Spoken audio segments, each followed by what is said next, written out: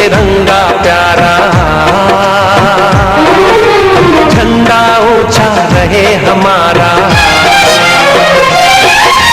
सदा शक्ति बरसाने वाला, प्रेम सुधा बरसाने वाला, वीरों को हर्षाने वाला, मातृभूमि का तन मन सारा।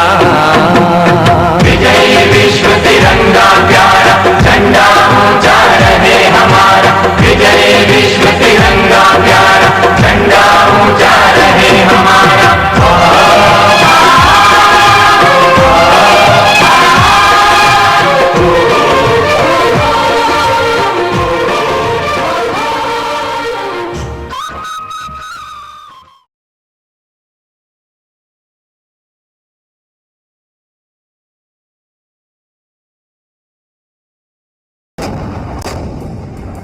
तारीख 3 मई 1999।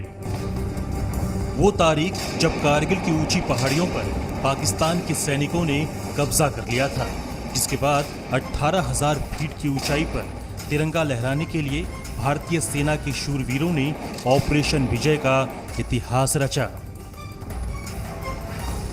आज कारगिल विजय की 22वीं वर्षगांठ है।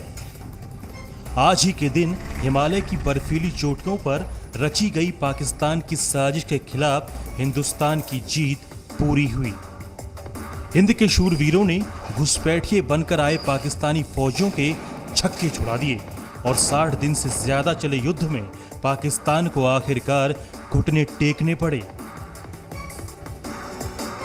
कारगिल में हिंद के शूरवीरों के प्रचंड पराक्रम को प्रणाम करने के लिए हर साल 26 जुलाई को कारगिल विजय दिवस मनाया जाता है। और ये जीत इतनी बड़ी क्यों है, आप कारगिल युद्ध में शामिल रहे देश के एक शूरवीर से सुनिए।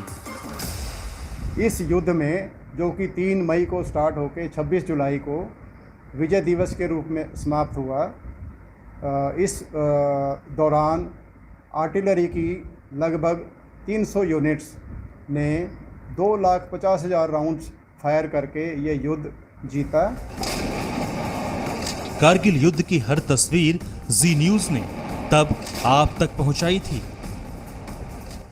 कारगिल की इस पोस्ट पर कई दिनों से दिन रात बमबारी चल रही है और उसका सबसे बड़ा कारण ये है कि पाकिस्तानी सेना घुसपैठियों को न केवल रसद और हथियार मुहैया करा रही है, बल्कि उन्हें आर्टिलरी कवर भी दे रही है, जिसकी वजह से भारतीय सेना को एक एक बंकर और एक एक चोटी पर कब्जा करने के लिए घमासान युद्ध करना पड़ रहा है।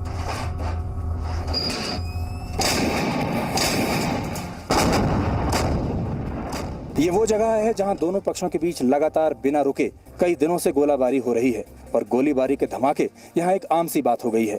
यहां तैनात जवानों के मुताबिक कई बार एक रात में कम से कम 600 से 700 गोले तक दागे जाते हैं।